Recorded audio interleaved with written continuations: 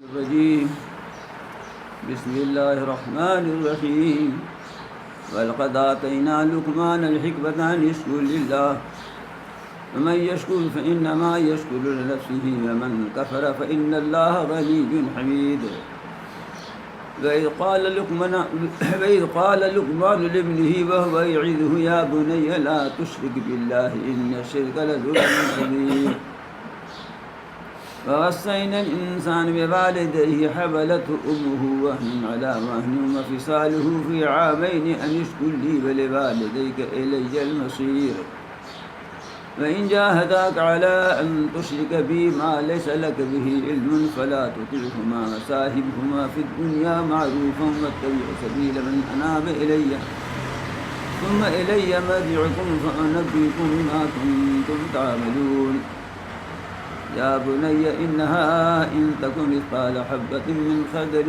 فتكن في صخرة أو في السماوات أو في الأرض يأتي بها الله إن الله لطيف خبير يا بني أقم الصلاة وأمر بالمعروف وانه عن المنكر واصبر على ما أصابك إن ذلك من عزم الأمور ولا تصعر خدك للناس ولا تمشي في الأرض مرحا إن الله لا يحب كل مختال فخور واقصد في مشيك واغضض من صوتك إن أنكر الأصوات لصوت الحمير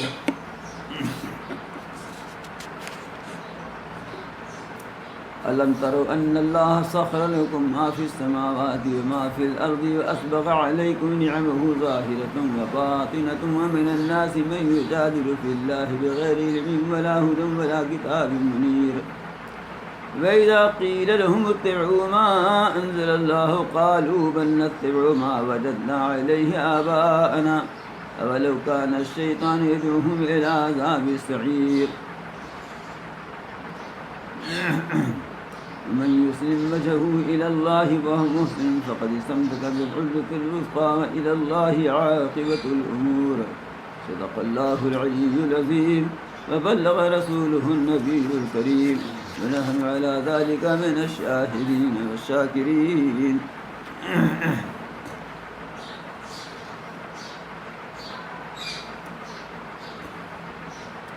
یہ سورہ لقمان کی آیات ہیں. آج جہاں سے تلاوت کی گئی ہے یہی سے حضرت لقمان علیہ السلام کا تذکرہ شروع ہوتا ہے. لقمان علیہ السلام جمہور علماء کے نزدیک نبی نہیں تھے بلکہ بڑے حکیم یعنی چورن والا نہیں، دانشمند، عقل مند.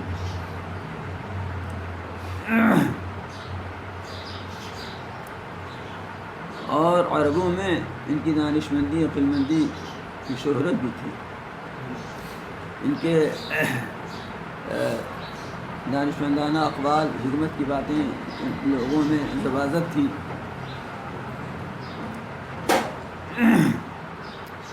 یہ کون تھے اور کیسے تھے اس میں علماء کی بہت مختلف رائے ہیں. بعض حضرات یہ فرماتے ہیں کہ یہ ایوب علیہ السلام کے بھانجے یا ان کے خالازاد بھائی تھے اور عمر انہوں نے بہت پائی، تقریباً کم و بیش 1000 کی عمر پائی، 1000 سال کی. چنانچہ داؤد علیہ السلام تک یہ زندہ رہے. اتنی بات تو سب مانتے ہیں کہ داؤد علیہ السلام کے زمانے میں یہ تھے اور یہی فتویٰ دیتے تھے. جب داؤد علیہ السلام کو نبوت ملی تو انہوں نے فتویٰ دینا بند کر دیا.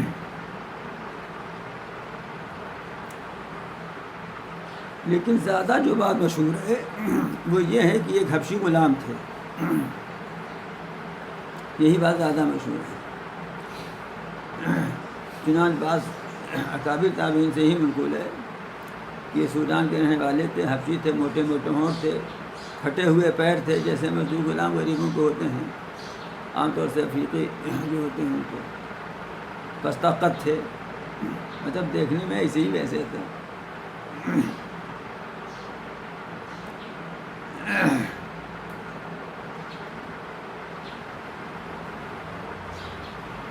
لیکن باتیں بہت دانشمندی کیا کرتے تھے. چنانچہ ان کی دانشمندی کا واقعہ بہت مشہور ہے۔ یہ جب غلام تھے تو ان کے آقا نے ایک دن کہا کہ بکری ذبح کر کے اس کا جو سب سے عمدہ حصہ ہو گوشت کا وہ لے آؤ مجھے۔ تو یہ زبان اور دل لے کر گئے، یہ سب سے اچھی چیز ہے۔ پھر ایک دوسرے دن بھی اس نے یہی بات کہی کہ جو سب سے خراب ہو وہ لے آؤ، تو اس دن بھی یہی زبان اور دل لے کر گئے۔ تو اس نے کہا یہ کیا معاملہ، میں نے سب سے اچھا حصہ منگایا تھا تو بھی یہی لائے، برا منگایا تو بھی لائے۔ ان کا یہی اگر اچھا ہو تو سب کچھ اچھا ہے، اور یہی برا اگر ہو تو سب کچھ برا ہے۔ یہ بہت مشہور ہے ان کا یہ واقعہ، ان کی دانائی کا، ان کی عقلمندی کا۔ اور بعض علماء نے ان کے اقوال حکمت کو جمع کیا ہے تو ہزاروں کی تعداد میں جمع کیا ہے۔ پہلے مدرسوں میں فارسی کی کتاب پڑھائی جاتی تھی، اب بھی پڑھائی جاتی ہیں، صد پند لقمان اس کا نام تھا۔ پند مانے نصیحت، صد مانے 100، یعنی لقمان علیہ السلام کی 100 نصیحتیں۔ تو بڑی اچھی اچھی باتیں اس کے اندر ہیں۔ یہاں قرآن مجید میں حق تعالیٰ نے جو نقل فرمایا وہ 100 نہیں ہیں، وہ تو چند باتیں ہیں بنیادی، لیکن اس کتاب میں لقمان کی 100 نصیحتیں اچھی اچھی ابھی پڑھائی جاتی ہیں نیچے کے درجات میں، تو اس میں تو کچھ اقتباسات پڑھائے جاتے ہیں۔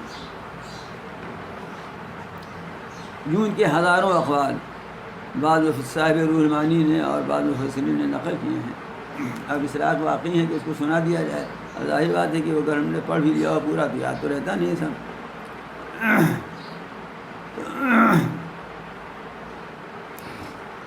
تو دیکھیے لقمان علیہ السلام اگرچہ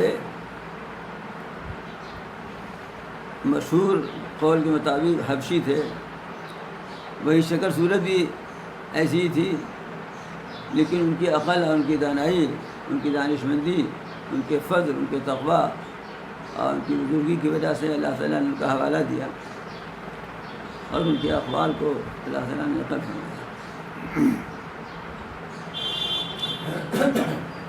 مقصود یہ تھا کہ چونکہ تم لوگ لقمان کو مانتے ہو، ان کی بات کو، عرب کے بڑے بڑے شعراء اپنے اشعار میں ان کا ذکر کرتے تھے بطور عقلمند ہونے کی۔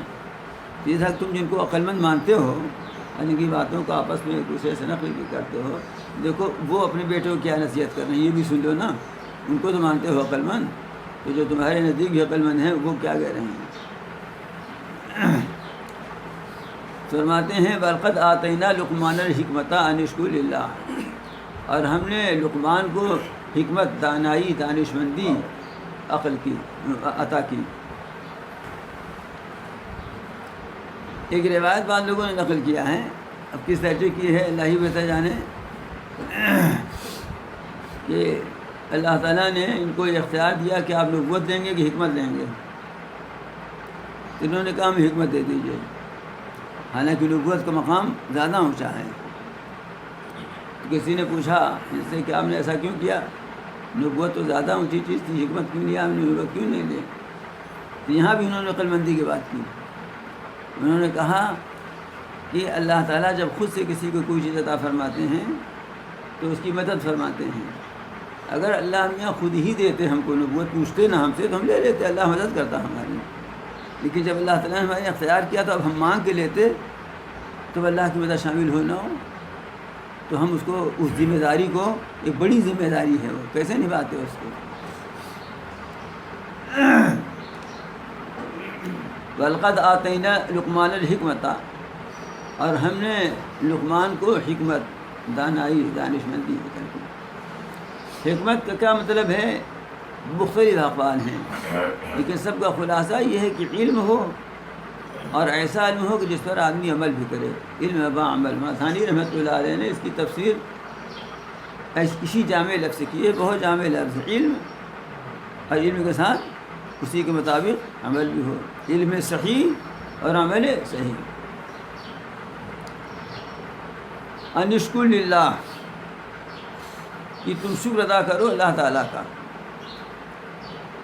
یعنی ہم نے ان کو حکمت عطا کی، اور حکمت میں سب سے پہلی بات، سب سے بنیادی بات یہ ہے کہ اللہ تعالیٰ کا شکر ادا کرے۔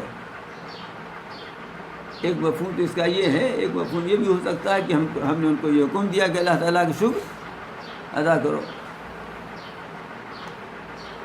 تو اللہ تعالیٰ کی نعمت کا شکر ادا کرنا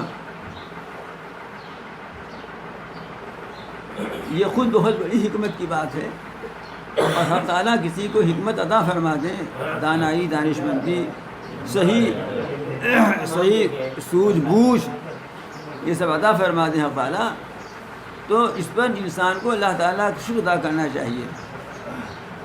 مثلا کسی کو ذہانت عطا کر دی اللہ تعالیٰ نے، تو اللہ تعالیٰ کا شکر ادا کرنا چاہیے، غرور نہیں کرنا چاہیے، مغرور نہیں ہونا چاہیے۔ کسی کو عقل سمجھ بھی اللہ تعالیٰ نے عطا کی، تو اس پر آدمی کو مغرور نہیں ہونا چاہیے، بلکہ اللہ تعالیٰ کا شکر ادا کرنا چاہیے۔ اللہ تعالیٰ نے ہمیں معاملہ فہمی عطا فرمائی ہے، سوجھی عطا فرمائی ہے، ہم صحیح فیصلہ کر لیتے ہیں۔ تو یہ حکمت، علم، ایسا علم ہے جس کے ساتھ عمل بھی ہو، یہ اللہ تعالیٰ کی بہت بڑی نعمت ہے۔ تو ایک تفسیر کے مطابق وہ اللہ تعالیٰ اسی نعمت حکمت پر شکر کرنے کا حکم فرما رہے ہیں کہ تم اللہ تعالیٰ کے اس کے اوپر شکر ادا کرو۔ اور دیکھیے، جو شکر ادا کرتا ہے تو اللہ تعالیٰ کا وعدہ ہے کہ اللہ تعالیٰ اس ادائے شکر پر اس نعمت میں اضافہ فرماتے ہیں۔ ایک اضافہ تو یہی ہے جو آخرت میں ظاہر ہوگا کہ اس پر اجر اور ثواب مرتب ہوگا، اور دنیا میں بھی اضافہ ہو جاتا ہے، عقل بڑھتی ہے۔ مال پر شکر ادا کیا تو مال بڑھتا ہے۔ مال پر شکر ادا کرنے کا مطلب ہی نہیں ہے کہ الحمدللہ مال مل گیا، یہ تو ٹھیک ہے، زمانی ہے یہ۔ اب شکر اس کا یہ ہے کہ اس پہ جو حقوق ہیں وہ اس کے حقوق ادا کیے جائیں، زکوٰۃ ہے۔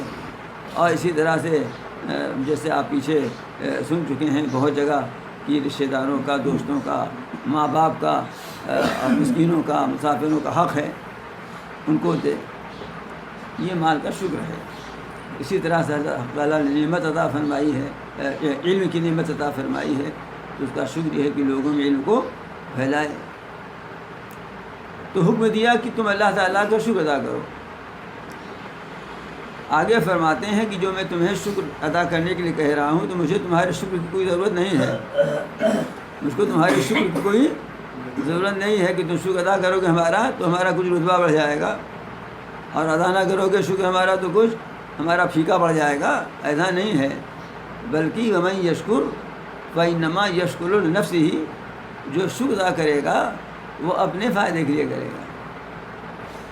یہی فائدہ ہے کہ دنیا میں نعمت بڑھتی رہے گی اور آخرت میں اجر و ثواب بڑھتا رہے گا۔ ومن کفر فإن اللہ غنی حمید، اور جو ناشکری کرے گا تو اللہ تعالیٰ بے نیاز ہے، اس کو تمہاری شکر کی ضرورت نہیں ہے۔ حمید، اور وہ ستودہ صفات ہیں، وہ خود قابل تعریف ہیں، وہ کسی کی تعریف کرنے کے بھی محتاج نہیں ہیں۔ کوئی تعریف کرے گا سب تعریف ان کی ہوگی، اور نہ تعریف کرے تو پھر ایسے ہی رہ جائیں گے، ایسا نہیں، وہ تو خود قابل تعریف ہے۔ جیسے میں بارہا سمجھا چکا ہوں کہ جو چیز اچھی ہوتی ہے کوئی تعریف کرے کرے نہ کرے، اچھی چیز ہے وہ۔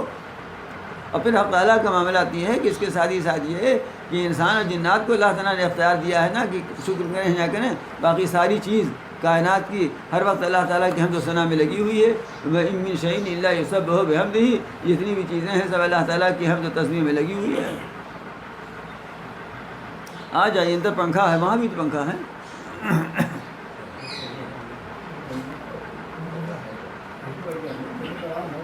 اتنی بات کے بعد اب حضرت لقمان نے جو اپنے بیٹے کو نصیحت کی ہے وہ بتا رہے ہیں۔ وَإِذْ قَالَ لُقْمَانُ لِابْنِهِ وَهُوَ يَعِظُهُ يَا بُنَيَّ لَا تُشْرِكْ بِاللَّهِ إِنَّ الشِّرْكَ لَظُلْمٌ عَظِيمٌ۔ اور جب کہ کہا لقمان نے اپنے بیٹے سے، اب اس کو نصیحت کر رہے تھے، یعنی اپنے بیٹے کو نصیحت کرتے وقت یہ کہا، پہلی بات یہ کہی کہ یہ بیٹے تم اللہ تعالیٰ کے ساتھ شرک مت کرو۔ سنا رہے ہیں کہ تم لقمان کو بہت حکیم مانتے ہو، ان کے اقوال کو نقل کرتے ہو، اپنے قصائد اشعار میں ذکر کرتے ہو، کیونکہ اتنے بڑے عقل مند جو تمہارے نزدیک عقل مند ہیں وہ اپنے بیٹے کو سب سے پہلی نصیحت یہ کر رہے ہیں کہ شرک مت کرنا۔ ان شرک لظلم عظیم، اس لیے کہ شرک ظلم عظیم ہے، بہت بڑا ظلم ہے۔ ظلم کا مطلب یہ ہے کہ کسی کا حق کسی کو دے دینا۔ عبادت اللہ تعالیٰ کا حق ہے، تو انہیں وہ اللہ تعالیٰ کی نہ کر کے دوسرے کرنے لگے، اس سے بڑھ کر شکر اور کیا ہوگا؟ یہ انہوں نے نصیحت کی۔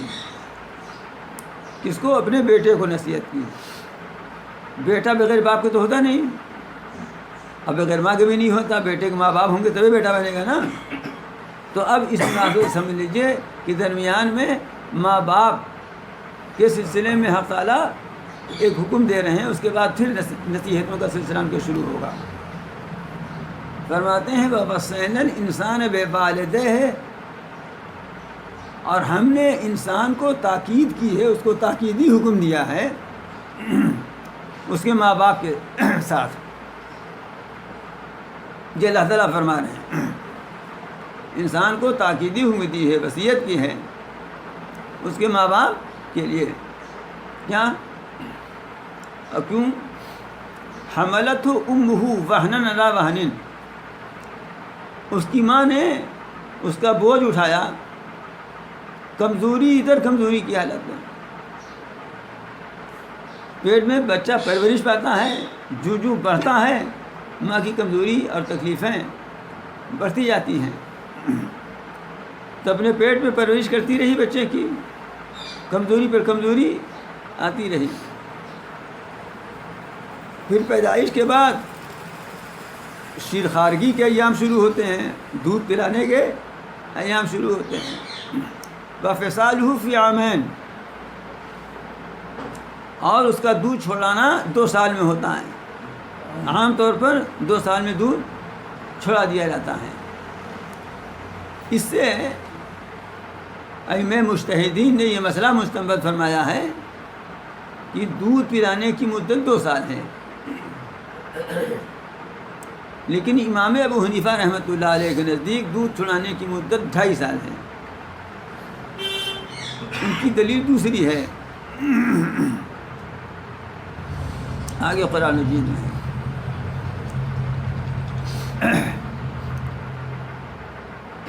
اس مسئلے کو بھی سمجھ لیجیے ذرا۔ 2 سال کے بعد احتیاطاً دودھ چھڑا لینا چاہیے تاکہ سب کے قول پر عمل ہو جائے، لیکن 2.5 سال تک دودھ پلانے کی اجازت ہے۔ تو ایک مسئلہ یہاں پہ یہ ہے کہ اس کے بعد دودھ پلانا منع ہے، یہ گناہ ہوگا۔ ارے اب تو عورتیں دودھ پلاتی نہیں ہیں، شیشے سے سب کام چل جاتا ہے، لیکن دنیا میں اب بھی بہت سی عورتیں ہیں نا، سب شہرے میں تھوڑی رہتی ہیں، دیہات میں گاؤں میں، یہاں بھی سب کے پاس کہاں اتنا پیسہ ہے، شیشی بوتلوں کے لیے پیسہ بھی تو چاہیے نا۔ تو مطلب 2.5 سال کے بعد دودھ پلانا جائز نہیں، گناہ ہوگا۔ اس میں بھی احتیاطی ہوتی ہے، احتیاط کرنا چاہیے۔ دوسری بات یہ ہے کہ ایک مسئلہ رضاعت ہے، یعنی کوئی کسی کا دودھ پی لے اگر تو وہ اس کی رضائی ماں ہو جائے گی، اس کا شوہر اس کا رضائی دودھ والا باپ ہو جائے گا، اس کے بیٹے بیٹیاں سب اس کی رضائی بہنیں بھائی ہو جائیں گے، اور اس کا نتیجہ یہ ہوگا کہ وہ سب اس کے لیے محرم ہو جائیں گے، اس کے لیے محرم ہو جائیں گے۔ تو یہ حکم اسی مدت کے لیے ہے، یعنی 2.5 سال کے اندر کسی نے کسی کا دودھ پیا ہے اگر تو حرمت رضاعت ثابت ہوگی، اور اس کے بعد اگر کسی نے دودھ پلایا 10 سال میں، 8 سال میں، 4 سال میں، 5 سال میں، 3 سال میں، تو اگرچہ وہ گناہ کا کام ہے لیکن اس سے حرمت رضاعت نہیں ثابت ہوتی، اس دودھ پینے سے وہ محرم نہیں بنیں گے۔ یہ مسئلہ بھی جاننا چاہیے، اس میں بہت سے لوگ دھوکہ کھاتے ہیں۔ خیر یہ تو درمیان بات ہے کہ اللہ تعالیٰ یہاں یہ فرما رہے ہیں کہ دیکھو ماں باپ کے ساتھ حسن سلوک کرنے کی تاکیدی وصیت تم کو کی جا رہی ہے، تاکیدی حکم تم کو دیا جا رہا ہے۔ ماں کا تو معاملہ یہ ہے کہ تمہیں کمزوری پر کمزوری برداشت کرتے ہوئے تمہیں لیے رہی پیٹ میں، پھر اس کے بعد 2 سال تک دودھ چھڑانے کی مدت تھی، 2 سال تک دودھ چھڑایا اس نے، دودھ پلایا اس نے۔ ماں بچے کی پرورش میں زیادہ رول ادا کرتی ہے، اس لیے ماں کا حق باپ سے زیادہ ہے۔ باپ کا بھی رول ہوتا ہے، اس لیے باپ کا بھی حق کم نہیں ہے، لیکن ماں کا حق زیادہ ہے۔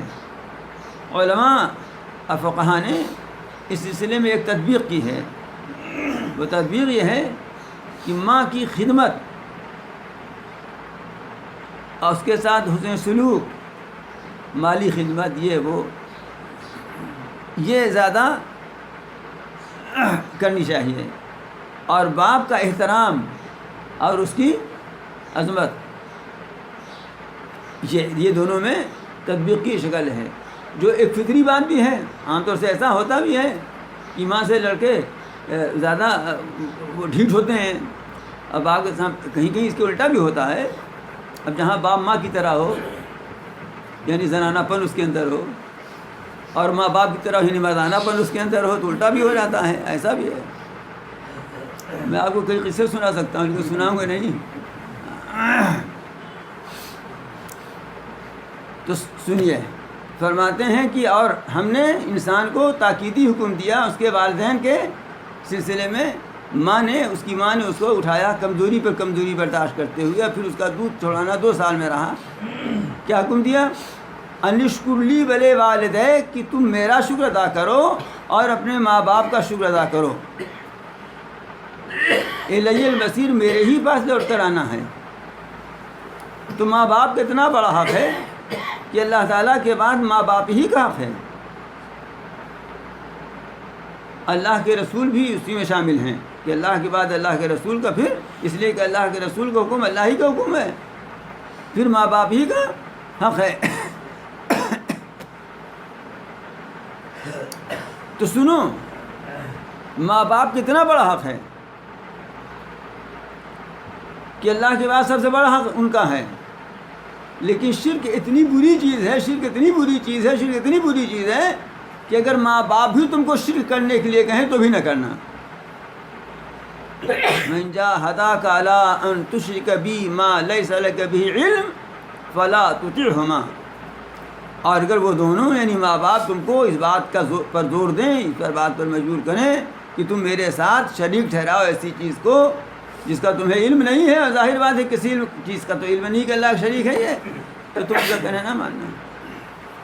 ماں باپ کی نافرمانی گناہ کبیرہ ہے اور بہت بڑا حق ہے، لیکن اللہ کے بعد چنانچہ اگر اللہ تعالیٰ کی حق تلفی کے لیے وہ حکم دیں کہ تم شرک کرو، تو تم پھر اس سلسلے میں ان کا کہنا نہ ماننا۔ باقی جہاں پر شریعت کے خلاف کوئی ان کا حکم نہیں ہے، وہاں پر ان کا کہنا نہ ماننا گناہ کبیرہ ہے۔ شریعت کے خلاف کوئی حکم دیں تو وہاں اللہ کا حق کی طرف ہو رہا ہے، اللہ تعالیٰ کا حق سب سے بڑا ہے، اس لیے ماں باپ کی اطاعت نہیں کی جائے گی اس کے علاوہ تمام باتوں میں۔ چنانچہ اسی لیے فقہاء لکھتے ہیں کہ اب آج کل تو لڑکوں کا حال جیسا ہے، یہ سمجھتے ہی نہیں کہ ہم کوئی گناہ کا کام کر رہے ہیں ماں باپ کی نافرمانی کر کے یا ان کی بات کا جواب دے کر کے، لیکن ہم نے سکھایا ہی کہاں ان کو کہاں ہم نے بتایا یہ کہ یہ گناہ بھی ہے، اس پر عذاب سزا بھی ہے، یہ تو بتائے نہیں۔ بہت سے بہت اگر کوئی سکھانا ہی چاہتا ہے تو یہ بات ذہن میں بیٹھاتا ہے بہت سے بہت کہ تہذیب کے خلاف ہے، یہ نہیں بتاتا کہ یہ دین کے خلاف ہے، یہ حکم الہی کے خلاف ہے، اس پر عذاب، یہ تو بتاتا نہیں کوئی، بہت سے بہت ہوا تو تہذیب کے خلاف کہہ دیا۔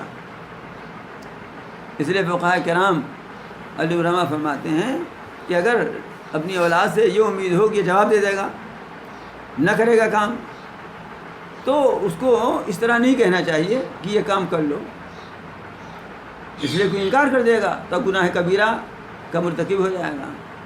تو اب تمہاری ذمہ داری یہ بھی ہے کہ تم گناہ کبیرہ سے اس کو بچاؤ، اس سے اس کو حکم کے لہجے میں مت کہو، اس طرح کہ تو بھائی اگر یہ کام ہو جاتا تو اچھا تھا،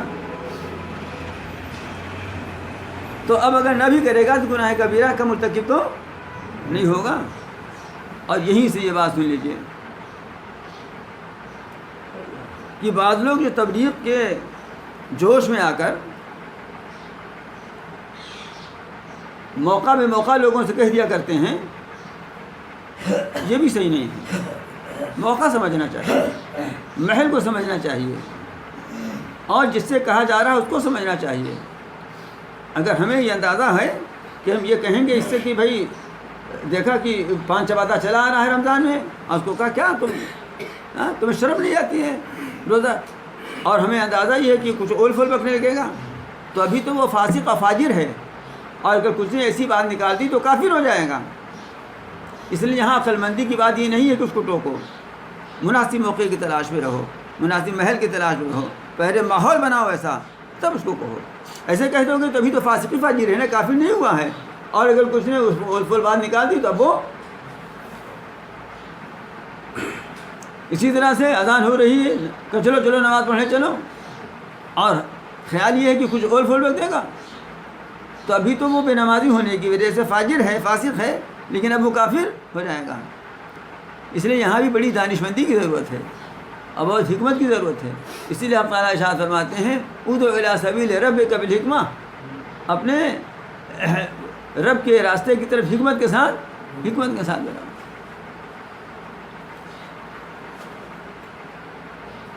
اور سنیے، بہت خطرناک بات بتانے جا رہا ہوں۔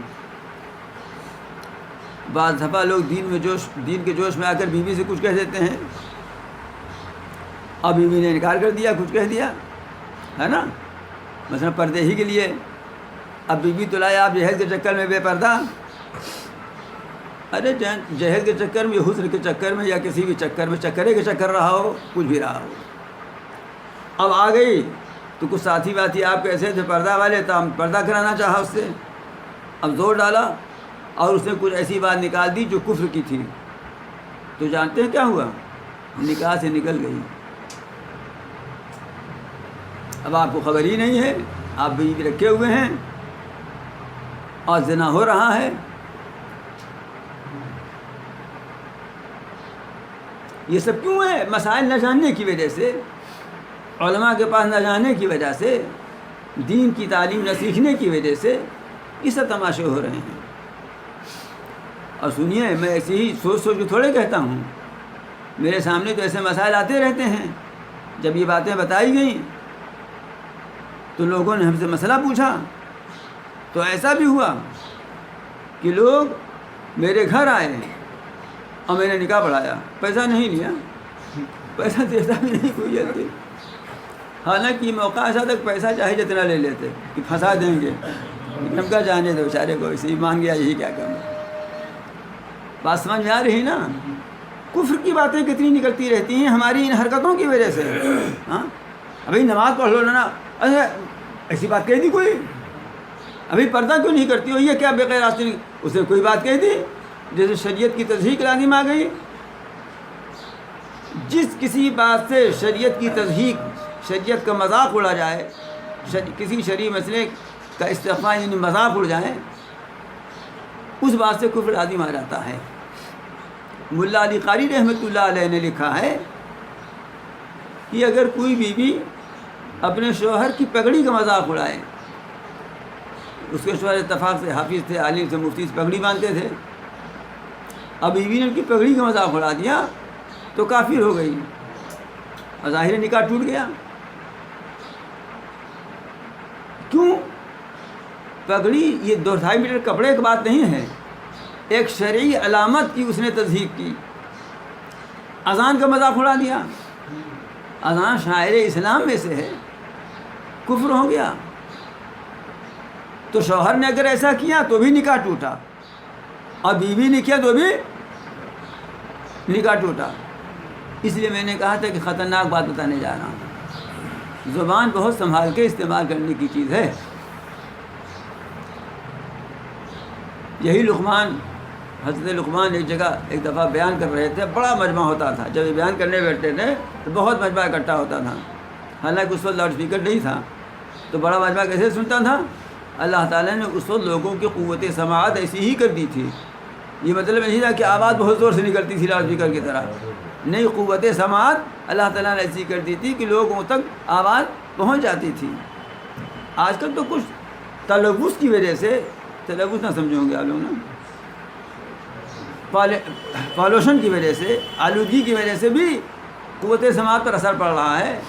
اور بہت سی چیزیں اب آج کل جیسے اب میں دیکھتا ہوں میرے ہی گھر میں یہ حال ہے کہ اب کوئی دروازہ کھٹکھٹائے تو اندر آواز نہ جائے گی، اس لیے کہ کئی ٹھیک کولر چل رہا ہے، کولر کی آواز کے سامنے سب آواز ہے نا.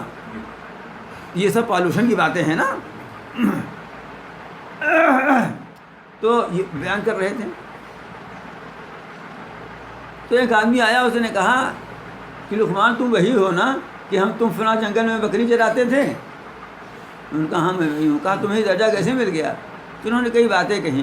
اس میں ایک بات یہ بھی کہی تھی کہ میں نے اپنی زبان کی حفاظت کی, زبان کی حفاظت کی. تو بہرحال ماں باپ کا درجہ اتنا بڑا ہے کہ ان کی نافرمانی کرنا گناہ کبیرہ ہے. سنیے, اگر ماں یا باپ کہیں بیٹا پانی لے آ دو گلاس اور کہہ دے نہ لائیں گے تو گناہ کبیرہ ہو گیا. لیکن اس کے باوجود یہی ماں باپ اگر تمہیں زور دیں, تمہارے اوپر دباؤ ڈالیں کہ تم شرک کرو, یعنی تم خلاف شرع کوئی کام کرو اور اس کو تم مان لو گے اگر, تو اس کو نہ مانو. فلا تطیعہما, اس میں ان کا کہنا نہ مانو, اس لیے کہ اللہ تعالیٰ کا حق سب سے بڑا ہے. لیکن سنیے کیسی اعتدال کی تعلیم ہے قرآن میں. فرماتے ہیں اس کا کہنا تو نہ مانو تم, لیکن اس کا مطلب بھی نہیں ہے کہ اب اس کی خدمت بھی نہ کرو اور اس کے ساتھ بدسلوکی کرو اور اس سے اینٹ کا غرہ کے بولو. یہ بھی نہیں اس کا مطلب. غرہ کے بولنے کی ابھی وصاحبہما فی دنیا معروفہ, دنیا میں اور دنیوی معاملات میں تم ان دونوں کے ساتھ حسن سلوکی ہی کا معاملہ کرو, اچھا ہی گزر بسر کرو. ٹھیک ہے, اس کا خلاف شرع حکم نہ مانو, لیکن دنیاوی معاملات میں ان کی خدمت میں, ان کی مالی خدمت, جسمانی خدمت اور خدمت میں ان کے ساتھ حسن سلوکی کا معاملہ کرو, ان سے غرہ کر کے مت بولو. ایک واقعہ میں نے سنایا ہے آپ لوگوں کو بہت دفعہ. یہاں ایک مولانا صدیق صاحب تھے بہت پہلے, ادھر غالباً سید سرامہ یا مہنگاؤں ہو کہیں تھے, وہ کوئی مرجو قسم کے تھے وہ مولانا صدیق صاحب. ان کے بیٹے تھے مولانا غالباً مولانا عبید اللہ صاحب نام تھا, وہ دوسرے ملک چلے گئے. ایک آدھ دفعہ آئے تھے بہت پہلے, دیکھا تھا میں نے ان کو, تو کچھ جذب کی کیفیت رہتی تھی ان پر. تو وہ ایک بیٹے ان کے یہیں تھے جو بہت ان کی خدمات ہیں. آپ بتائیے. مولانا عبید الرحمان صاحب انہی کے بیٹے تھے. تو ایک صاحب مجھ سے یہ واقعہ بیان کر رہے تھے ان کے عزیزوں ہی میں کہ یہیں شہر میں ایک مجلس تھی, کوئی شادی بیاہ کی تقریب تھی. تو انہوں نے اپنے بیٹے عبید الرحمان صاحب کو بلایا کہ ذرا یہاں ہو. تو یہ ذرا بہت زور سے بولے, ارے جیسے اتفاق سے زور سے آواز نکل جاتی ہے. کوئی ایسا نہیں کہ بدتمیزی کی جان بوجھ کر کے, یہ خود بھی بہت نیک اور دیندار تھے. تو وہ ذرا زور کی آواز نکل گئی. تو جب گئے وہاں تو انہوں نے کہا عبید الرحمان, اللہ تعالیٰ نے وبالوالدین احسانہ فرمایا ہے یا وبالوالدین ٹرانہ فرمایا ہے؟ سمجھا؟ تو مطلب یہ ہے کہ ان کا کہنا تو نہ مانو, اس لیے کہ حکم الہی کے خلاف حکم دے رہے ہیں, لیکن اس کا یہ مطلب نہیں ہے کہ ان کے ساتھ تم گستاخی کا معاملہ کرو.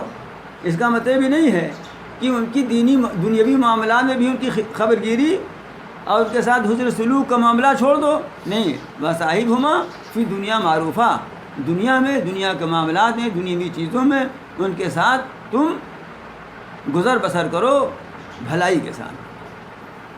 اور جہاں تک زندگی میں راہ چلنے کی بات ہے, دین اختیار کرنے کی بات ہے, تو واتبع سبیل من اناب الیہ, پیروی کرو اس شخص کے راستے کی جو میری طرف رجوع ہو, جو میری طرف رجوع ہو. یہ جملہ واتبع سبیل من اناب الیہ بہت ہی معنی خیز جملہ ہے قرآن مجید کا. دیکھیے, یہ نہیں فرمایا کہ جہاں تک دین کا معاملہ ہے کتاب پر پڑھ کے عمل کرو, بخاری شریف دیکھ کے پڑھتے رہنا, بہتی زیور دیکھ کے عمل کرنا. یہ نہیں فرمایا, بلکہ یہ فرمایا کہ جو میری طرف رجوع ہو, یعنی احکام دین کا پابند ہو, خلوص اور اخلاص کے ساتھ, اس کی پیروی کرو. یہیں سے یہ بات معلوم ہوئی کہ اگر دین پر عمل کرنا ہے دین سیکھنا ہے تو کتابوں سے مسئلہ نہیں حل ہونا ہے. اور آج کی مصیبت یہ ہے کہ کتاب بھی نہیں دیکھتے، کتاب کی طرف بھی رجوع نہیں کرتے. وہ ایک ڈبیا نکل آئی اسی کی طرف رجوع کرتے ہیں اور انتہائی گمراہی میں مبتلا ہو رہے ہیں. اس ڈبیا نے آفت مچا دی ہے. کتنے لوگوں نے اچھے خاطے جو ہمیشہ شب برات کو روزہ رکھتے تھے، سال روزہ نہیں رکھا. مجھے معلوم ہوا اس ڈبیا میں کہیں سے آ گیا تھا. یہ بدعت ہے. یہ میں نے کہا کم کے پوچھ لیے ہوتے ہیں. اس لیے کہ اس ڈبیا تو اتنی بھی قابل اعتماد نہیں ہے کہ جس کا نام لکھ کر آ رہا ہے پتہ نہیں اسی کا ہے کسی دوسرے نے بھیج دیا ہے. اتنی بھی قابل اعتماد یہ نہیں ہے. تو یہاں تو یہ بھی نہیں فرمایا کتاب دیکھ کر عمل کرو، بلکہ یہ کہا کہ نہیں جو میری طرف رجوع ہوتا ہے اس کی پیروی کرو، دیکھو وہ کیسا کرتا ہے. اسی حقیقت کو ایک بار اکبر برہوم نے کہا تھا کہ کتابوں سے نوازوں سے نظر سے پیدا، کتابوں سے نوازوں سے نظر سے پیدا، دین ہوتا ہے بزرگوں کی نظر سے پیدا. بزرگوں کی توجہ، بزرگوں کی نظر لگتی ہے نا حافظ جی. ہاں طبیعت پھکانے کے لیے لوگ آپ کے پاس آتے ہیں اپنا لڑکا وڑکا لے کر کے، حافظ جی پھونک دو. ہاں لگتی ہے نا نظر؟ نہیں لگتی. تو بری نظر لگتی، اچھی نظر نہیں لگتی. اگر بدبو کرتی ہے تو خوشبو مہکتی بھی تو ہے. تو اگر نظر بری لگتی ہے تو اچھی نظر بھی لگے گی نا. چنانچہ اچھی نظر لگی کس کو؟ اونٹ کے چرواہے عمر بن خطاب کو اچھی نظر لگی تو وہ فاروق اعظم بن گئے. اچھی نظر لگی کس کو؟ بلال حبشی جو غلام تھے ان کو، تو بلال سیدنا ہو گئے، ہے نا. یہ اچھی نظر لگی تھی. جو نہ تھے خود راہ پہ اوروں کے ہادی بن گئے. کیا نظر تھی جس نے مردوں کو مسیحا کر دیا. یہ نظر ہی تو لگی نا. کیا نظر تھی جس نے مردوں کو مسیحا کر، جو مردہ تھے وہ ڈاکٹر بن گئے. جو نہ تھے خود راہ پہ اوروں کے ہادی بن گئے. اس نے فرمایا کہ وَاتَّبِعْ سَبِيلَ مَنْ أَنَابَ إِلَيَّ، جو لوگ میری طرف رجوع ہوتے ہیں ان کے راستے کی پیروی کرو. عشق الہی، محبت الہیہ کی ایک آگ ہوتی ہے، کتاب میں نہیں ہے وہ آگ، وہ کسی کے سینے میں ہے. اگر عشق و محبت کی گرمی پیدا کرنا ہے تو انگیٹھی کے پاس بیٹھنا پڑے گا. وہ انگیٹھی کہاں ہے؟ من انابا الیہ کے سینے میں ہے. جو لوگ میری طرف رجوع ہوتے ہیں ان کے سینے میں ہے. وہاں بیٹھو گے تو وہ گرمی تمہیں پہنچے گی، وہاں گرمی پہنچے گی. تو وہ گرمی ہی آج نکل گئی ہے. اس لیے باوجود بہت کچھ معلومات میں اضافہ ہونے کے ایمان مضبوط نہیں ہے. مجھے عشق کی آگ اندھیر ہے، مجھے عشق کی آگ اندھیر ہے، مسلمان نہیں راکھ کا ڈھیر ہے. یہ آگ لگے گی کہاں؟ آگ کے پاس بیٹھنے سے گرمی پہنچے گی. وَاتَّبِعْ سَبِيلَ مَنْ أَنَابَ إِلَيَّ، جو لوگ میری طرف رجوع ہوتے ہیں ان کی پیروی کرو، ان کی چال چلو. آدمی کتنا ہی خشوع خضوع کا بیان احیاء العلوم میں پڑھ کے اور پھر خشوع خضوع کے ساتھ نماز پڑھے، وہ بات تو نہیں ہو سکتی جو ایک اللہ والے اس شخص کے ساتھ نماز پڑھنے میں ہوگی جو خود خشوع خضوع کے ساتھ نماز پڑھتا ہے. فرق نہیں ہے. آپ خوب دیکھ لیجئے، آج کل نیٹ میں دیکھ کر کے لڑکیاں خوب کھانا پکاتی ہیں، فلانے چیز کا حلوہ یہ ہے وہ سب. وہ بات پیدا نہیں ہو سکتی جو اس نے اپنے ماں کے ساتھ پکا کر دیکھا ہے نا. وہ بات پیدا ہو سکتی ہے. وہ تو صاحب فن کے پاس جب سیکھے کہ تبھی ہوگا نا. تاؤ کسے کہتے ہیں؟ تاؤ کتاب نیٹ سے نہیں آئے گا، تاؤ تو دیکھنے سے آئے گا. یہ والا تاؤ جو لوگوں کو دکھایا کرتے ہیں یہ بھی لغت میں دیکھنے سمجھ میں نہیں آئے گا. جب کسی کا تاؤ دیکھو گے تب سمجھ میں آئے گا کسے کہتے ہیں. تو کوئی بھی تاؤ ہو. اس لیے فرمایا وَاتَّبِعْ سَبِيلَ مَنْ أَنَابَ إِلَيَّ، اس شخص کی راہ کی پیروی کرو جو میری طرف رجوع ہوا. تو اصل میں عشق کی آگ ہی بجھ گئی ہے. ورنہ یہ ہے میں کیا بتا رہا ہوں. اب بتائیے رمضان شریف میں قرآن نازل ہوا اور اسی میں لوگ سننے کے لیے نہیں آ رہے ہیں, اب سو رہے ہیں, ہے کہ نہیں بات؟ سامنے بتا رہے ہیں کہ تم دوست کے چاروں طرف لوگ بیٹھے سعودیوں کو نور عالم وہاں بتانے لگے, جیسے لوگ وہاں بیٹھے ہوئے اور کرا ہوئے. یہ حالت یہ سمجھا, یہ حالت ہے. میں جمعہ کو عصر بعد بقری بعد بیان کرتا ہوں تفسیر اپنے وہاں ہاسٹل میں. تو میں نے پچھلے جمعہ کو, یعنی یہ والا جمعہ نہیں, اس سے پہلے والے جمعہ کو کہا کہ سنو ابھی ایک جمعہ رمضان سے پہلے اور آئے گا, ابھی بتا دیتا ہوں کہ رمضان شریف میں عصر بعد بیان کروں گا, مغربات وقت ہی نہیں رہے گا بیان کرنے کا. اب بیان کروں گا 2-4 لوگ بھی رہیں گے تو بھی بیان کروں گا, اس لیے رمضان ہی میں قرآن نازل ہوا ہے. اور تکلیف تو بیان کرنے والے کو ہوتی ہے نا. لیکن سنو, اب اصل میں لڑکوں کا نظام اب دوسرا ہو گیا ہے. اب اس ساتھ جو لڑکے آ رہے ہیں ہو سکتا ہے نظام بدل جائے کوئی.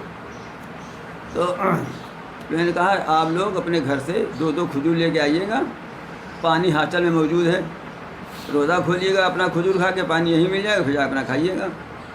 اور میں نے کہا سنیے اللہ میاں نے مجھے اتنا دیا ہے, میری اتنی حیثیت ہے کہ میں 4 جمعہ افطاری کرا سکتا ہوں لیکن نہ کراؤں گا. میری جھٹائی دیکھیے ذرا آپ. میں نے کہا لیکن نہ کراؤں گا. کچھ طلب تو ہونی چاہیے آپ کے اندر, مفت کا سامان کی قدر نہیں ہوتی ہے. لیکن میں آپ کو بتاؤں ایک آدمی نہیں کھڑا ہوا, نہیں ایسا نہیں ہے, لوگ ایسے ہیں جذبہ بھی ہے, لیکن میں چاہتا یہ تھا کوئی کھڑا ہو کہ ہم کریں گے. کیوں ایسا آپ کہہ رہے ہیں؟ کھڑا ہونا چاہیے نا. یہ جذبہ نہیں ہے, یہ جوش ایسا نہیں ہے کہ سب کنجوسے ہیں, لیکن وہ جو اسپرٹ کی طرح کھڑا ہو جانا چاہیے. یہ بات یہاں بھی یہی بات ہے, کوئی کریلی بہت متقی پرہیزگاروں کا اڈا تھوڑا ہے یہ. یہاں بھی ابھی کہوں یہاں بھی یہی ہوگا. وہ اسپرنگ کی طرح جذبہ نہیں ہے. تحریک کی جائے تو ہوگا اثر, ایسا تو نہیں ہے.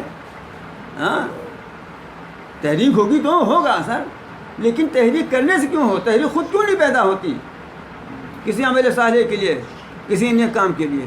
آپ میری بات سمجھ رہے ہیں کہ نہیں؟ ذرا نم ہوتی مٹی بڑی زرخیز ہے ساتھی, یہ ہے. لیکن یہ کہ خود سے کیوں نہیں تحریک پیدا ہوتی ہے.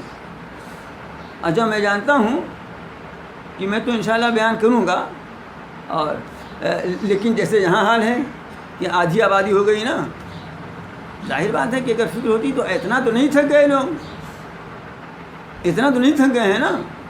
لیکن دلچسپی نہیں ہے, اور دلچسپی اس لیے نہیں ہے کہ اس کی اہمیت نہیں ہے. اور ایک بڑا نقصان میں بعض لوگوں میں دیکھ رہا ہوں کہ بعض لوگ جو بہت تسلسل سے آتے تھے اب نہیں آتے, اب مجھ سے ملتے ہیں, ایسا نہیں تعلق نہیں ختم کیا, ملتے ہیں. کیوں؟ یہ ڈبیا کی وجہ سے. ڈبیا میں سن لیتے ہیں, ارے ڈبیا ہی سے کام چل جاتا تو اللہ میں پیغمبروں کو بھیجتے, بس طبع سبیل من اناب الیہ کیوں کہتے ہیں؟ ہاں ارے بھائی ڈبیا کی وجہ سے نہیں آتے, اسی میں دیکھ اپنا مست ہے, تو اس میں دیکھ کے مست ہو لیجیے آپ.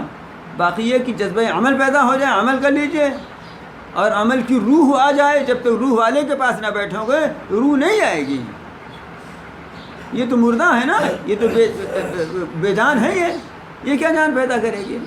اس کے اندر خوش گرمی نہیں ہے, کیا گرمی پیدا کرے گی؟ واتبع سبیل من اناب الیہ, جو لوگ میری طرف رجوع ہوتے ہیں ان کی راہ چلو, ان کی پیروی کرو.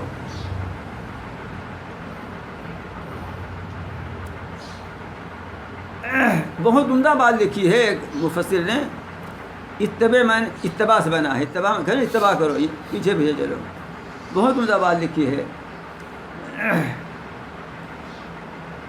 صحیح مجھے نہیں یاد آ رہا ہے اس لیے نام نہیں لے رہا. غالباً صاحب روح المانی نے کسی سے نقل کیا ہے کہ اتباع اصل میں طبیعہ سے بنا ہے. طبیعہ کہتے ہیں بکری کے بچے کو. بکری کا بچہ چھوٹا سا, جدھر ماں جائے گی ادھر وہ ہے نا. ماں اگر کنواں میں جائے تو وہ کنواں میں گر جائے گا. اتباع کا مطلب یہی ہے کہ نبی کی اتباع اس طرح کرو کہ یہ نہ دیکھو کہ یہ بات میری سمجھ میں آ رہی کہ نہیں آ رہی ہے. سمجھ میں آئے تو بھی پیروی کرو, سمجھ میں نہ آئے تو بھی پیروی کرو, تب اتباع نبی ہے، تب اتباع سنت ہے۔ اگر تم اپنے عقل کے پیمانے پر تول کر عمل کر رہے ہو تو یہ اتباع نہیں ہے۔ اگر ہماری سمجھ میں آئے گا تو عمل کریں گے، نہیں سمجھ میں آئے گا تو نہیں کریں گے، تو یہ اتباع نہیں، یہ منمانی ہے۔ وہ دوسرے کے دیکھنے میں لگے کہ ہاں بہت اچھا کام کر رہا ہے، لیکن حقیقت یہ کہ وہ اچھا کام نہیں کر رہا ہے، وہ منمانی کر رہا ہے۔ نماز اس لیے پڑھتا ہے کہ مزہ ملتا ہے، یہ اچھا کام نہیں کر رہا ہے۔ وہ تو جیسے آج کل سب عجیب حرکتیں کرتے ہیں، ہے نا، جگہ جگہ شہر میں بھی لگ گیا ہے نا، جگہ جگہ کوئی الٹا ہو رہا ہے، کوئی سیدھا ہو رہا ہے، کوئی ٹیڑھا ہو رہا ہے، عجیب حرکتیں کرتے ہیں، تو یہی سمجھ کے بہت سے لوگ نماز پڑھتے ہیں۔ تو وہ اچھا کام تو نہیں کر رہا ہے، وہ تو منمانی کر رہا ہے۔ اچھا کام اس وقت ہوگا جب نبی کی وجہ سے کرے، اور نبی کی وجہ سے کرنے کا مطلب یہ ہے کہ جیسے بکری کا بچہ یہ نہیں دیکھ رہا کہ ہماری ماں کہاں جا رہی ہے، پیچھے میں چلا جا رہا ہے، اسی طرح تم بھی نبی کے کہنے پر پیچھے پیچھے چلو، سمجھ میں آیا سمجھ میں نہ آئے۔ یہ ہے واتبع سبیل من اناب الیہ، اور تم پیروی کرو اس کی جو میری طرف توجہ کرے، میری طرف رجوع ہو۔ ثم الیہ مرجعکم فانبئکم بما کنتم تعملون، پھر میرے ہی پاس تم سب کو لوٹ کر آنا ہے، پھر میں تمہیں آگاہ کر دوں گا اور تمہیں بتلا دوں گا جو کچھ تم کرتے تھے۔ اب پھر یہاں تک تو اللہ تعالیٰ نے بیچ میں نصیحت فرما دی، اور پھر حضرت لقمان کی وصیت شروع ہو رہی ہے۔ ایک وصیت اوپر آ چکی ہے کہ شرک مت کرو، شرک بہت بڑا ظلم ہے۔ فرماتے ہیں یا بنی انہا ان تک مثقال حبۃ من خردل فتکن فی صخرۃ او فی السماوات او فی الارض یأتی بها اللہ۔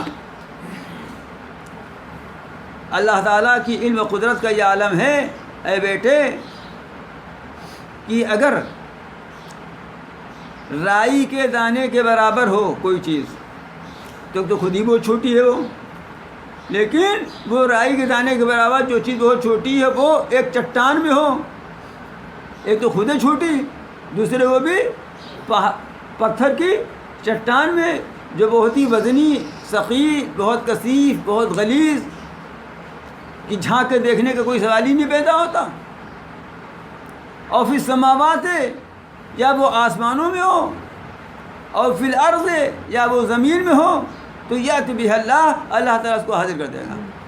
اللہ تعالیٰ کی علم اور قدرت کا یہ عالم ہے کہ رائی کے دانے کے برابر بھی کوئی چیز ہے، اور پھر وہ کسی چٹان میں گھسی ہوئی ہو، آسمانوں میں کہیں ہو، زمین میں کہیں ہو، تو اللہ تعالیٰ کی علم اور قدرت کا یہ عالم ہے کہ اس کو اللہ حاضر کر دے گا۔ ان اللہ لطیف خبیر، بے شک اللہ تعالیٰ بہت باریک بھی اور بہت باخبر ہے۔ اتنا باریک بھی ہے کسی چیز بھی اس نے دیکھ لی، اتنا باخبر ہے کہاں اس کو دھر پکڑ کے حاضر کر دیا۔ اب کہیے تو ایک فائدے کی بات اور بتا دوں، دنیا والی بزرگوں کا تجربہ ہے، میرا خود بھی تجربہ ہے کہ اگر کسی کی کوئی چیز گم ہو جائے، گم ہوتی ہی رہتی ہے، کسی کی کوئی چیز گم ہو جائے اگر،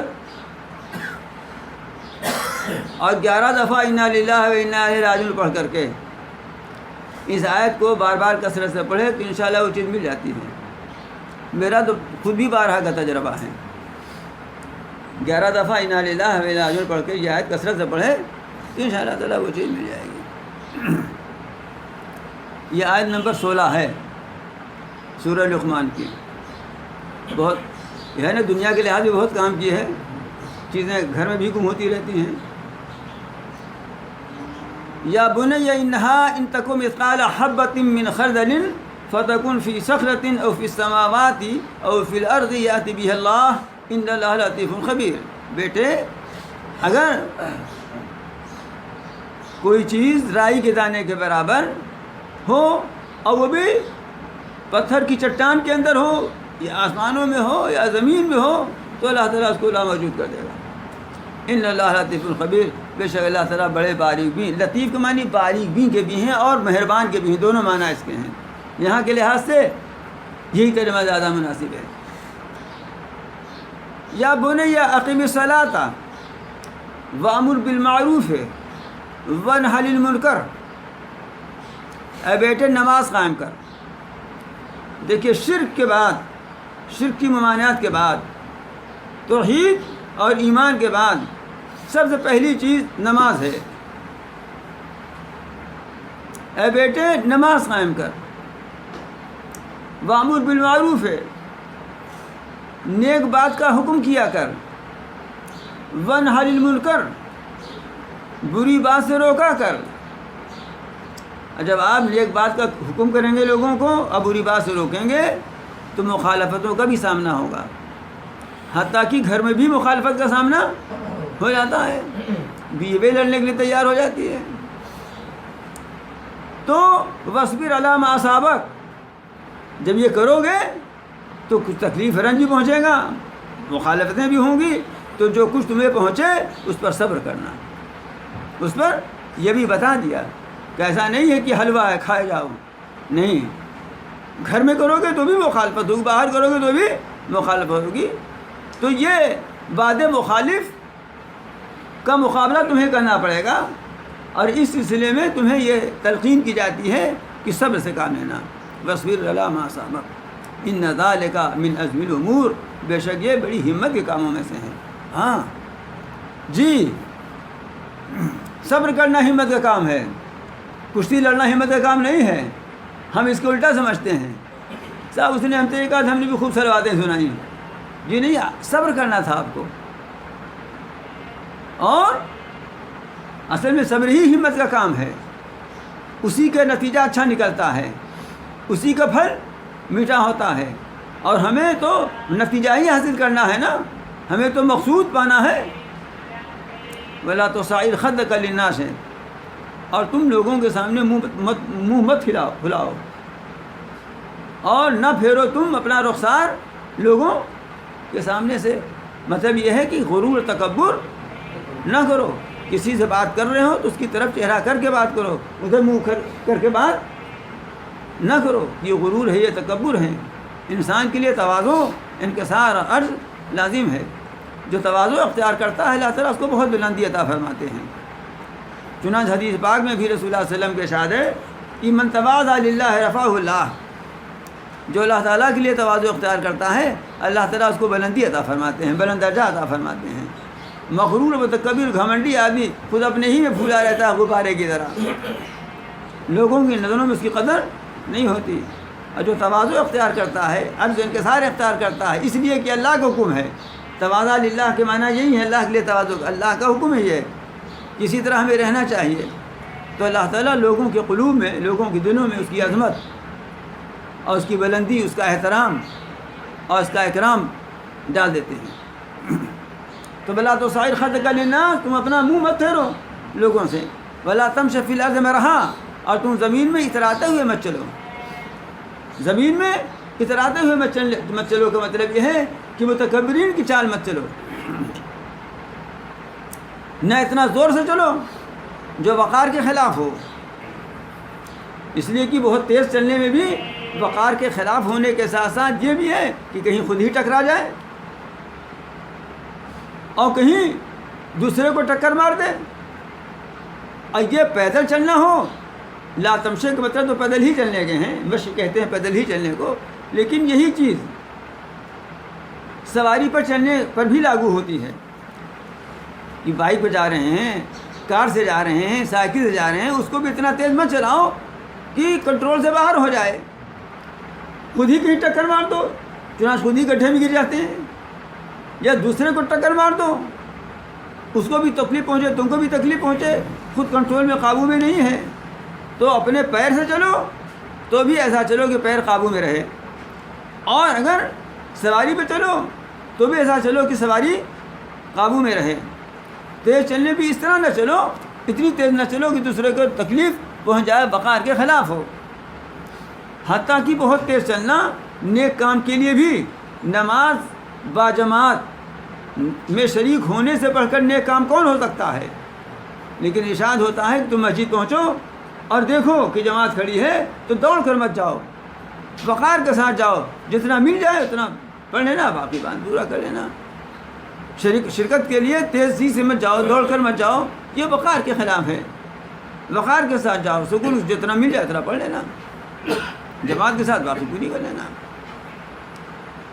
تو یہ مطلب ہے کہ بہت تیز بھی نہ چلو اور بہت آہستہ بھی نہ چلو، اتنا آہستہ مت چلو کہ یہ لگے کہ یہ زنانہ پن اس کے اندر آ گیا.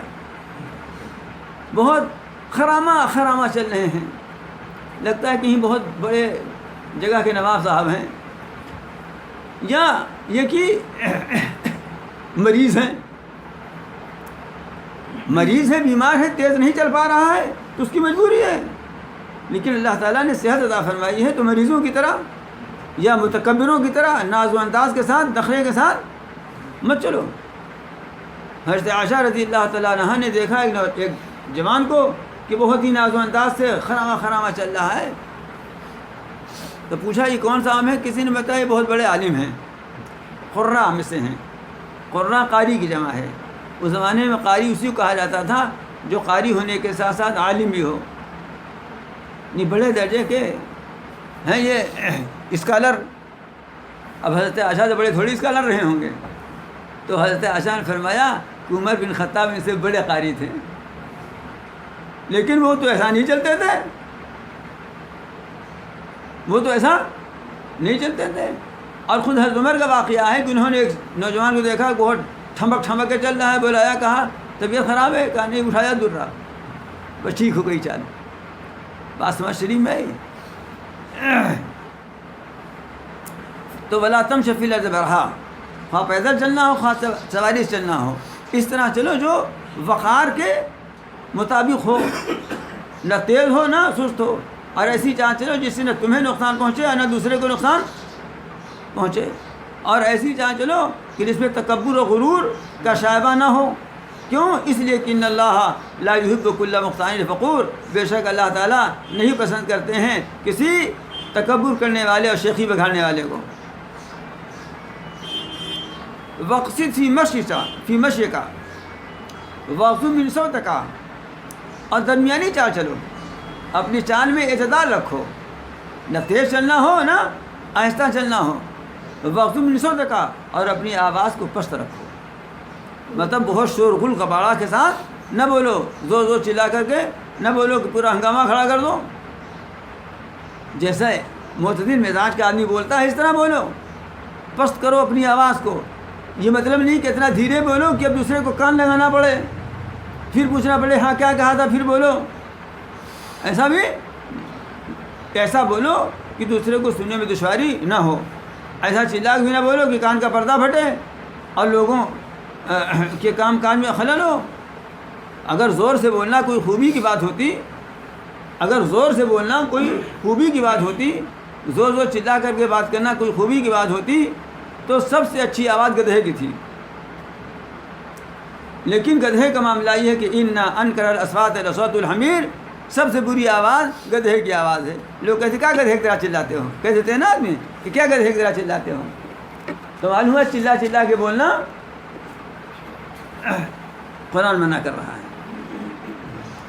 اتنی زور سے بولو کہ جو مخاطب ہو بات کو سن لے، اتنا پست بھی نہ بولو کہ اس کو سننے میں بعض لوگ ادب کی وجہ سے، اب تو خیر ادب و تب سے رخصت ہو گیا ہے، لیکن کہیں اگر پھنس گئے تو اتنا دھیرے دھیرے بولتے ہیں کہ سنائیے نہ دے. الم تروا ان اللہ سخر لکم ما فی السماوات والارض، یہاں تک حضرت لقمان علیہ السلام کی وصایا کا ذکر تھا. اب اس کے بعد سے آگے دوسرا مضمون شروع ہو رہا ہے، 10 بج بھی گیا ہے، اس لیے یہیں سے ختم کرتا ہوں. آگے انشاءاللہ تعالیٰ بعد میں پھر انشاءاللہ آگے ہوگی. آئیے دعا کر لیں کہ اللہ تعالیٰ نے جو یہ وصایا نقل فرمائی ہیں اس کے مطابق ہمیں اپنی معاشرتی یا معاملاتی اور دینی زندگی گزارنے کے توفیق عطا فرمائیں. ہم اپنے گھر میں بھی ایسا ہی ماحول قائم کر سکیں، بولنے میں، چالنے میں، ماں باپ آل اولاد کے ساتھ سلوک کرنے میں، آپس میں گفتگو کرنے میں، اور پھر سب سے بڑی بات یہ ہے کہ اپنے معاملات و عبادات میں اللہ تعالیٰ شرک جلی اور شرک خفی تمام شرکوں سے ہمیں محفوظ رہنے کی توفیق عطا فرمائے. ہاں بھائی آج کل رمضان شریف آ گیا ہے اور ریاکاری بھی اس میں بہت زیادہ ہو جاتی ہے، اس لیے اللہ تعالیٰ ریا کو شرک خفی کہا ہے. حدیث میں ریا کو شرک خفی کہا ہے، پوشیدہ شرک ہے یہ. اللہ تعالیٰ اس سے بھی ہمیں محفوظ رکھیں اور ہمیں توفیق دیں کہ ہم ان باریکیوں کو سمجھ سکیں اور اللہ کے حکم کے مطابق اپنی زندگی اور اپنے عمل کو درست کر سکیں. ربنا آتنا فی الدنیا حسنۃ وفی الآخرۃ حسنۃ وقنا عذاب النار. ربنا إننا آمنا فاغفر لنا ذنوبنا وقنا عذاب النار. اللهم إنا نسألك العفو والعافية في الدنيا والآخرة. اللهم إنا نسألك العفو والعافية في ديننا ودنيانا وأهلنا ومالنا. اللهم استر عوراتنا وآمن روعاتنا. اللهم إنا نجعلك في نحورهم ونعوذ بك من شرورهم. اللهم لا تسلط علينا من لا يرحمنا. اللهم عذب الكفرة وألقي في قلوبهم الرعب وخالف بين كليتهم وأنزل عليهم جزك وعذابك. اللهم ارسلنا بينك التي لا تنام وبكرفنا بذكر الذي لا يرام وارحمنا بقدرتك علينا فلا نهلك وأنت رجاؤنا. يا الله يا الله يا الله. ربنا هب لنا من أزواجنا وذرياتنا قرة أعين واجعلنا للمتقين إماما. اللهم لا تدع لنا ذنبا إلا غفرته ولا هما إلا فرجته ولا دينا إلا قضيته ولا حالة من حوائج الدنيا والآخرة إلا قضيتها يا أرحم الراحمين. اللهم افتح لنا أبواب رحمتك وسهل لنا أبواب رزقك. اللهم حسن عاقبتنا في الأمور كلها وأجرنا من خزي الدنيا وعذاب الآخرة. اللهم أعنا على ذكرك وشكرك وحسن عبادتك. يا حي يا قيوم برحمتك نستغيث أصلح لنا شأننا كله. يا حي يا قيوم برحمتك نستغيث أصلح لنا شأننا كله. يا حي يا قيوم برحمتك نستغيث أصلح لنا شأننا كله. يا ذا الجلال والإكرام يا ذا الجلال والإكرام يا ذا الجلال والإكرام. ربنا تقبل منا إنك أنت السميع العليم. صلى الله تعالى على خلقه محمد وآله وأصحابه أجمعين برحمتك يا أرحم الراحمين.